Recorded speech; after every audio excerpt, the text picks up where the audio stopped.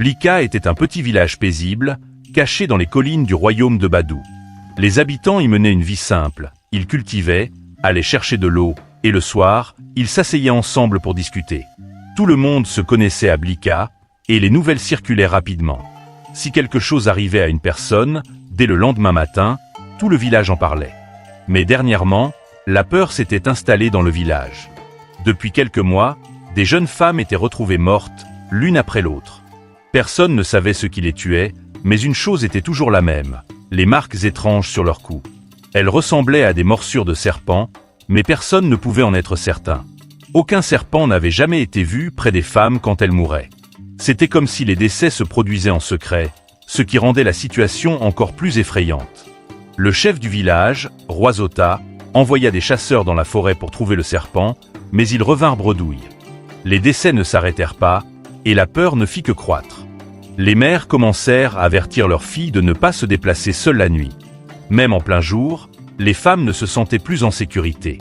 Le village autrefois animé devint silencieux, et les gens ne se faisaient plus autant confiance qu'avant. Mais il y avait une personne qui ne semblait pas se soucier de toute cette peur. Yovo. Si vous demandiez à n'importe quelle femme de Blika qui était l'homme le plus beau du village, la réponse était toujours la même, Yovo. Grand, avec un corps musclé qui montrait son dur travail de constructeur, sa peau était lisse et foncée, et ses yeux brillaient comme s'il savait toujours quelque chose que les autres ignoraient. Yovo avait un charme irrésistible qui faisait oublier aux femmes toutes leurs peurs. Quand il se promenait dans le village, les femmes riaient et rougissaient, espérant qu'il les regarderait. Et quand il le faisait, c'était comme si le soleil ne brillait que pour elles. Yovo savait comment utiliser son apparence et ses douces paroles. Ce n'était pas seulement son beau visage, mais aussi sa façon de parler, de se mouvoir, et de toujours sembler en contrôle. Il pouvait faire en sorte qu'une femme se sente unique au monde. Mais derrière tout ce charme et cette beauté, Yovo cachait un secret dangereux. Il ne se souciait pas de la peur qui régnait dans le village, ni des morts. Il continuait sa vie comme si tout allait bien. Yovo savait qu'il était beau, et il ne le cachait pas. Il marchait dans le village avec confiance, la tête haute, toujours à la recherche de sa prochaine proie. Les femmes de Blika étaient attirées par lui comme des abeilles par du miel, que ce soit au puits, au marché ou dans les champs. Dès que Yovo était dans les parages, elles ne pouvaient plus détourner les yeux. Mais ce n'était pas seulement une question de physique. Yovo avait une façon de parler qui faisait sentir chaque femme spéciale. Il savait toujours quoi dire au bon moment. Sa voix était profonde et douce, comme le calme avant la tempête, et il savait comment faire sourire une femme, même quand elle était triste. Il ne se précipitait jamais. Yovo prenait son temps, les attirant lentement, gagnant leur confiance, les faisant le désirer. Si Yovo voulait une femme, il l'obtenait toujours. Tout ce qu'il fallait, c'était un sourire charmant, quelques paroles douces, et en peu de temps, elle était à lui. Une fois qu'il avait conquis une femme, il l'emmenait dans sa hutte, à l'écart du village, loin des regards curieux. Là, sous la lumière douce de la lune, Yovo exerçait son charme. Il était doux et patient, faisant en sorte que chaque femme se sente la plus importante au monde. Mais quand la nuit avançait, Yovo posait toujours la même étrange question. Sais-tu quelle est la différence entre la virilité d'un homme et un serpent? Les femmes ne savaient jamais quoi répondre. Elles riaient, pensant que c'était une blague. Mais avant qu'elles ne puissent dire quoi que ce soit, Yovo sifflait un son étrange, doux et inquiétant, qui flottait dans l'air. Les femmes commençaient alors à se sentir mal à l'aise, comme si quelque chose d'horrible allait se produire. Et c'est là que cela arrivait. Quelque chose changeait dans la pièce, et avant qu'elles ne puissent réagir, elles ressentaient une sensation froide et lisse sur leur peau. Un serpent, sombre et dangereux, sortait lentement des vêtements de Yovo. Les femmes restaient figées, leur peur trop forte pour crier ou fuir. Le serpent s'enroulait autour d'elles lentement, comme s'il jouait avec sa proie. Puis, d'un coup rapide, il les mordait au cou. La morsure était toujours la même, 2 marques nettes, comme des crocs s'enfonçant profondément dans leur peau. Le venin se propageait rapidement. Les femmes haletaient, leur corps tremblant alors que le poison prenait effet. En quelques minutes, tout était fini. Elles étaient mortes, et Yovo restait là, debout, sans aucune émotion sur le visage. Au matin, le corps de la femme était retrouvé sur la place du village, froid et pâle, avec les étranges marques de morsure sur son cou. Les villageois se rassemblaient, secouant la tête, se demandant quel genre de serpent pouvait faire une telle chose. Mais personne ne soupçonnait Yovo. Il était trop beau, trop charmant, trop parfait. À chaque nouvelle mort, La peur dans le village grandissait. Mais Yovo ne s'en souciait pas. Il continuait sa vie comme si de rien n'était. Les femmes continuaient de rougir et de rire lorsqu'il passait, totalement inconscientes du danger qui se cachait derrière son apparence et ses douces paroles. La vie à Blika continuait, même avec la peur qui planait sur le village.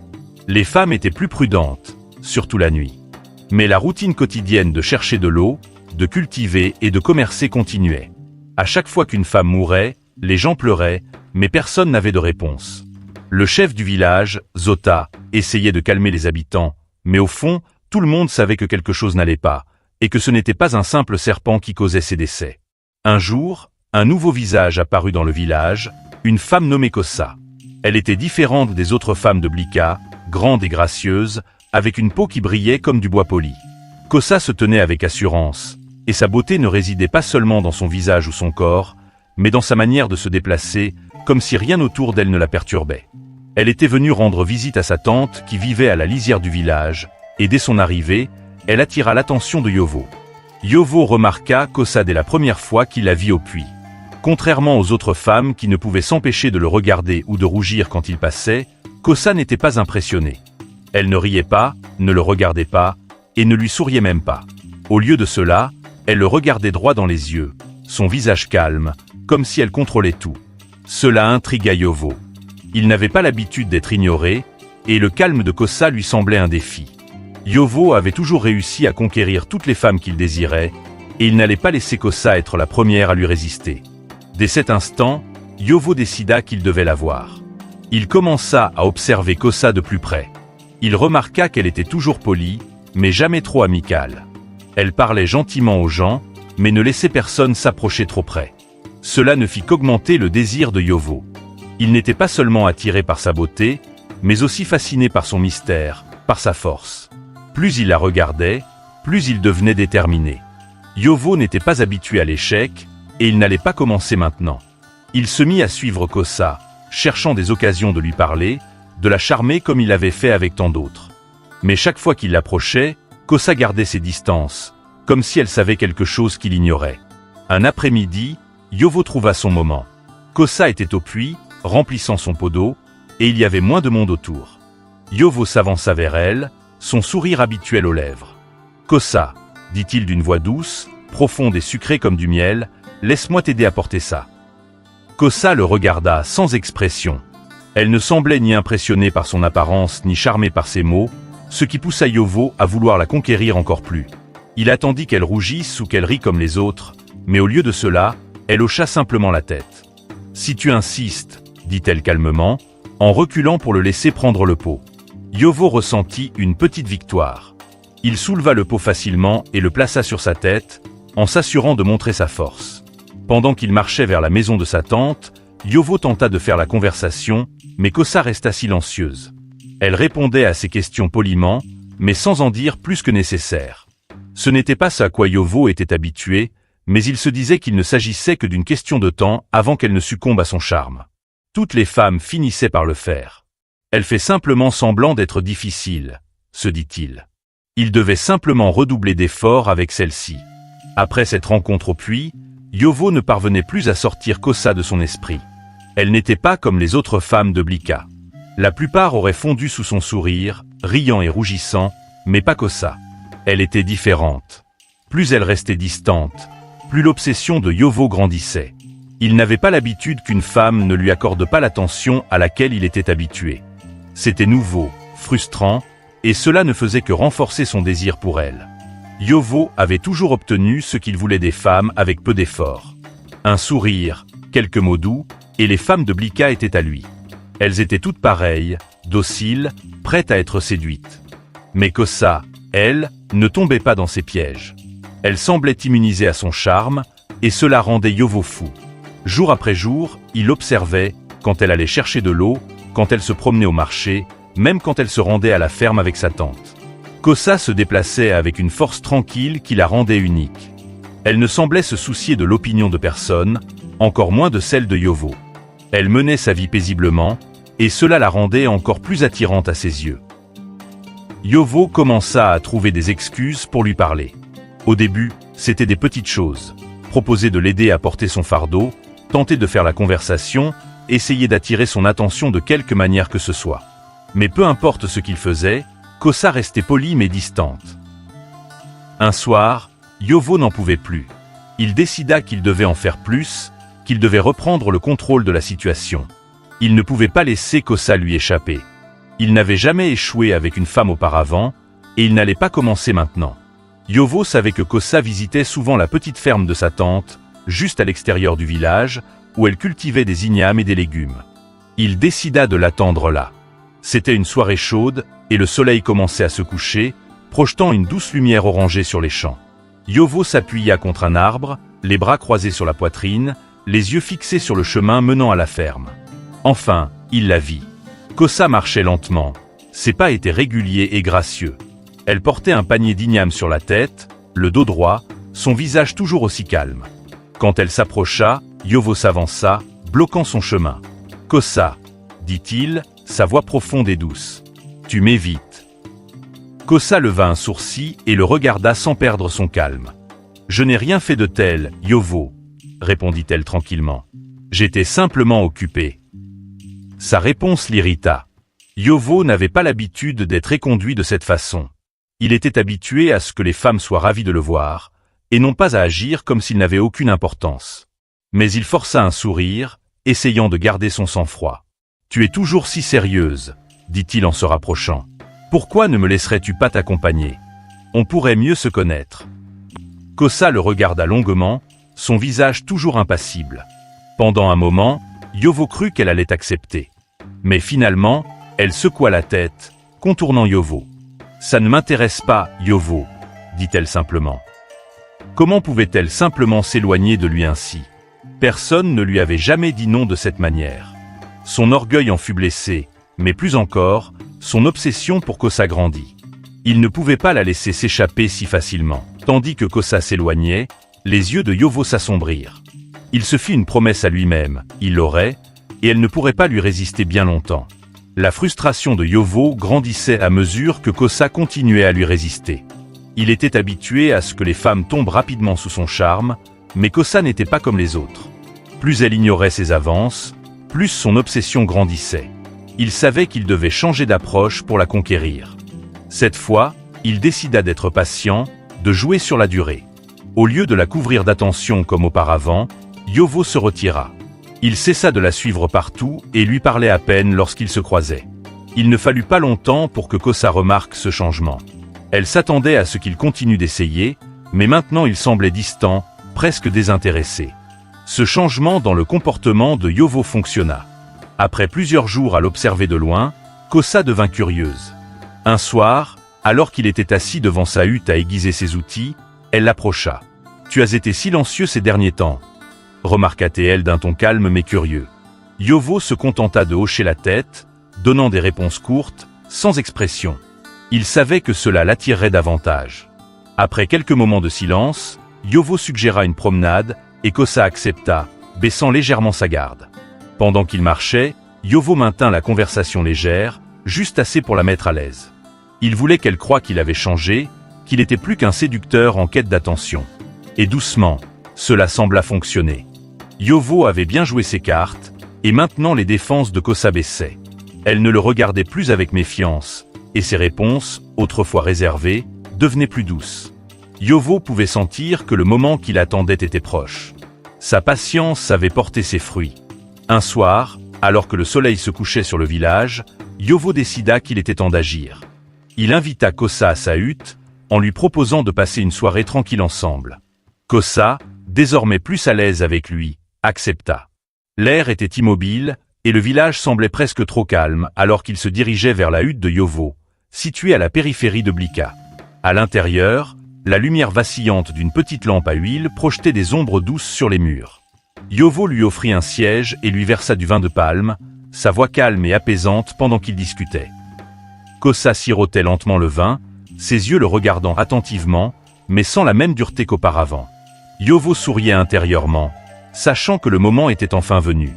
Il se rapprocha doucement, effleurant délicatement ses doigts, et commença à parler avec cette voix basse et séduisante qui faisait sa renommée. « Kosa, » dit-il doucement, « j'ai pensé à toi. Tu es différente des autres, forte, indépendante. Kossa sourit légèrement, toujours détendu, mais Yovo pouvait voir que ses paroles avaient un effet. Il se pencha un peu plus près, sa voix presque un murmure. « Sais-tu quelle est la différence entre la virilité d'un homme et un serpent ?» Les sourcils de Kossa se froncèrent légèrement, confuse par la question soudaine. Elle ouvrit la bouche pour répondre, mais avant qu'elle ne puisse dire quoi que ce soit, Yovo commença à siffler. Le son était doux au début, à peine perceptible, mais il devint plus fort, remplissant la pièce d'une mélodie étrange. Kossa se tendit dans son siège, soudainement mal à l'aise, mais c'était trop tard. Dans l'ombre, une forme sombre commença à bouger. Les yeux de Kossa s'élargirent en voyant un serpent, long et menaçant, sortir du pantalon de Yovo. Les écailles froides et lisses du serpent brillaient à la lueur tamisée, tandis que la créature se glissait autour d'elle. Yovo regardait, son visage impassible, alors que le serpent se préparait à frapper. Mais cette fois, quelque chose était différent. Kossa, bien que terrifiée, plongea soudain la main dans les plis de son pagne et en sortit une petite flûte blanche. Sans hésitation, elle souffla dedans, et le son qui en sortit était perçant, emplissant l'air d'une énergie étrange. Les yeux de Yovo s'agrandirent de surprise, tandis que le serpent se figea en plein élan. Il hésita, confus, ses yeux désormais rivés sur Kossa au lieu de sa proie habituelle. Elle souffla à nouveau dans la flûte, et cette fois, le serpent se détourna lentement d'elle pour se diriger vers Yovo. Yovo recula, la peur traversant son visage pour la première fois. Le serpent, désormais sous le contrôle de Kossa, s'enroula autour de lui, serrant son étreinte. Yovo haletait, luttant pour respirer tandis que le serpent se resserrait, ses crocs menaçant son cou. Balbutia Yovo, sa voix à peine un murmure. Le visage de Kossa était calme, ses yeux froids et perçants. « Tu n'es pas le seul à savoir contrôler un serpent.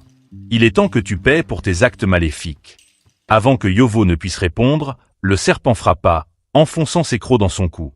Le venin se répandit rapidement, le paralysant presque instantanément. Le serpent desserra son étreinte et se glissa dans l'obscurité, laissant Yovo sans vie sur le sol. Bien avant que Kossa ne mette les pieds à Blika, son cœur était lourd de chagrin et de colère. La raison de sa venue au village n'était pas simplement pour rendre visite à sa tante, mais pour chercher des réponses. Quelques mois plus tôt, elle avait perdu sa plus proche amie, Afi, dans l'un des décès mystérieux qui avaient secoué les villages voisins. La douleur de perdre Afi l'avait profondément marquée, et Kossa s'était juré de trouver la personne responsable. Afi et Kossa avaient grandi ensemble, inséparables depuis l'enfance. Afi débordait de vie, toujours en train de rire et pleine d'énergie. Elles partageaient tout, de leurs rêves à leurs secrets les plus profonds. Un soir, Afi avait confié à Kossa qu'elle voyait quelqu'un de nouveau, un homme qu'elle décrivait comme grand, beau et charmant, quelqu'un qui la faisait se sentir comme la seule femme au monde. Mais Afi n'avait jamais mentionné son nom. Elle avait simplement dit que cet homme avait quelque chose de mystérieux, quelque chose qu'elle ne parvenait pas à expliquer. 2 semaines plus tard, Afi fut retrouvée morte, son corps étendu sur la place du village, froid et pâle, avec d'étranges marques de morsures sur le cou, comme les autres victimes. Le village pleura sa perte, mais personne n'avait de réponse. Kossa était dévastée, et son chagrin se transforma rapidement en suspicion. Qui était cet homme qu'Afi voyait? Pourquoi n'avait-elle jamais révélé son nom? Et pourquoi personne ne savait rien de lui? Kossa ne pouvait pas laisser cela de côté. Elle savait que la mort de son ami n'était pas un simple accident. Cela devait être lié à cet homme mystérieux. Son instinct lui disait que quelque chose de sombre se tramait. Alors, elle commença à poser des questions, discrètement, prudemment. Elle voulait tout savoir sur les récents décès, et bientôt, ses recherches la menèrent à Blika. Quand Kossa arriva à Blika et posa les yeux sur Yovo pour la première fois, elle le soupçonna immédiatement. Son apparence, son charme, et la manière dont il attirait l'attention correspondaient parfaitement à la description que Kim avait donnée. Yovo était le genre d'homme capable de séduire n'importe quelle femme, et l'instinct de Kossa lui disait qu'il cachait quelque chose. Mais Kossa savait qu'elle ne pouvait pas le confronter directement. Yovo était trop prudent, trop rusé. Si elle voulait percer le mystère, elle devait être patiente. Elle devait jouer son jeu, lui faire croire qu'elle n'était qu'une autre femme attirée par son charme. Ainsi, elle le laissa l'approcher, lui faisant croire qu'il la séduisait peu à peu. Mais tout ce temps, Kossa observait, attendant le bon moment pour frapper. Avant de venir à Blika, Kossa avait sollicité l'aide d'une puissante oracle dans son village natal. Les morts étaient trop étranges, trop semblables pour être l'œuvre d'un serpent ordinaire. L'oracle était connu pour voir au-delà du monde physique, pour dévoiler des vérités cachées, et Kossa espérait qu'elle aurait des réponses. L'oracle accueillit Kossa dans sa petite hutte, remplie de l'odeur d'herbe brûlée et imprégnée de l'énergie de l'invisible. Kossa lui expliqua tout, la mort mystérieuse d'Afi, les marques de morsure, l'homme étrange dont son ami avait parlé. L'oracle écouta en silence, les yeux fermés, comme si elle voyait bien au-delà des murs de sa hutte. Finalement, l'oracle ouvrit les yeux et parla d'une voix basse et rauque. « Il y a un homme, dit-elle, dont la virilité n'est pas comme celle des autres hommes. Il porte en lui un serpent de séduction et de mort.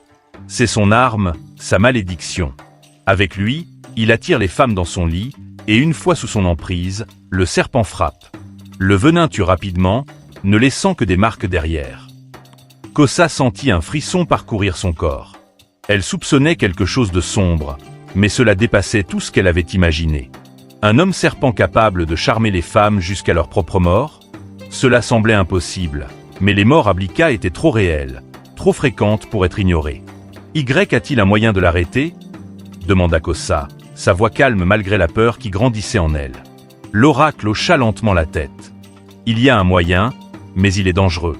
Tu dois utiliser son arme contre lui. Le serpent réagit à un son spécifique, un sifflement qu'il utilise pour le contrôler. Mais avec le bon outil, tu peux contrôler le serpent. Je te donnerai une flûte, un instrument sacré qui te protégera. Si tu la joues au bon moment, le serpent t'obéira, pas lui. L'oracle tendit à Kossa une petite flûte en argent, pas plus grande que sa main. Elle semblait simple, mais Kossa pouvait sentir la puissance qui s'en dégageait. C'était sa seule chance.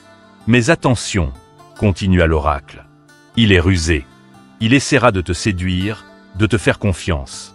Tu dois le laisser croire qu'il a gagné. Ce n'est qu'alors que tu pourras frapper. Avec la flûte en main et un plan qui se formait dans son esprit, Kossa se mit en route pour Blika, prête à affronter l'homme qu'elle croyait responsable de la mort de son ami. Dès qu'elle vit Yovo, elle sut qu'elle avait raison. Il correspondait parfaitement à la description, le charme, l'arrogance, la façon dont il attirait les femmes comme des mouches sur du miel. Elle devait être prudente. Elle ne pouvait pas lui révéler ses véritables intentions, alors elle joua le jeu, le laissant penser qu'il se rapprochait, qu'elle tombait sous son charme comme les autres. Ce que Yovo ignorait, c'est que Kossa était différente. Elle n'était pas une simple victime. Elle était venue pour se venger, pour obtenir justice. Et avec la flûte de l'oracle, elle avait le pouvoir de s'assurer que Yovo paie pour ce qu'il avait fait à Afi et à toutes les autres femmes tombées sous son sort mortel. Au matin, le village de Blika était en ébullition, les chuchotements remplissaient l'air. Les villageois s'étaient rassemblés sur la place, leurs visages marqués par la stupeur et l'incrédulité. Yovo, l'homme qu'ils admiraient tous, gisait sans vie au milieu de la place, son corps pâle et immobile. À côté de lui, le serpent, son terrible secret, était enroulé, la tête coupée et inerte. Kossa se tenait devant les villageois, le visage calme mais le cœur lourd. Elle avait accompli ce pourquoi elle était venue. Elle avait vengé son ami Afi et mis fin à la terreur qui avait hanté les femmes de Blika pendant si longtemps. Le village était silencieux lorsqu'elle prit la parole, sa voix claire et assurée. « Je ne suis pas une simple visiteuse », dit-elle en balayant la foule du regard. « Je suis venue ici avec une mission, trouver l'homme responsable de la mort de mon ami Afi et mettre un terme au meurtre. » Yovo, avec tout son charme et sa beauté, n'était pas ce qu'il semblait être. Il était à l'origine de toutes ces morts dans ce village. Il utilisait son serpent, caché en lui, pour séduire et tuer les femmes. Les villageois étaient sous le choc. Ils n'avaient jamais soupçonné Yovo, le beau et charmant bâtisseur, d'être la source de tant de douleur et de misère. Pendant des années, il avait vécu parmi eux, gagnant leur confiance, tout en cachant la sombre vérité derrière son sourire. Ils avaient été aveuglés par son charme, par son allure parfaite, sans jamais imaginer qu'il était un monstre déguisé. Des murmures d'incrédulité parcouraient la foule. Certaines femmes, qui avaient autrefois ri et rougi en sa présence, restaient silencieuses, leur visage pâle de choc. D'autres baissaient la tête, honteuses, réalisant à quel point elles avaient failli devenir ses victimes. Mais maintenant, la vérité était claire. Le règne de terreur de Yovo était terminé, et le village était libéré de l'obscurité qu'il avait envahi pendant si longtemps. Les années passèrent, et l'histoire de Yovo et de son serpent devint une légende à Blika. Les mères racontaient l'histoire à leurs filles, les mettant en garde contre les dangers de se laisser séduire par le charme d'un homme sans connaître son cœur. Le conte de Yovo devint une leçon pour tous, rappelant que tout ce qui est beau n'est pas forcément bon, et que parfois, le danger se cache derrière le sourire le plus doux. Le nom de Kosa devint synonyme d'honneur à travers le royaume d'Ewe. On parlait d'elle avec respect, sa bravoure et sa sagesse célébrées par le peuple. Elle avait affronté un monstre, l'avait déjoué, et avait sauvé d'innombrables femmes de subir le même sort que son ami bien-aimé, Afi. Son nom était murmuré avec fierté par les femmes de Blika, et son histoire fut transmise de génération en génération. Quant à Yovo, son nom fut oublié, enseveli dans la poussière de l'histoire. On ne parlait plus de lui, sauf comme un avertissement à ceux qui pourraient être tentés d'utiliser le charme et la tromperie pour faire le mal. Les villageois se souvenaient des ténèbres qu'il avait apportées, mais jamais ils n'honoreraient sa mémoire.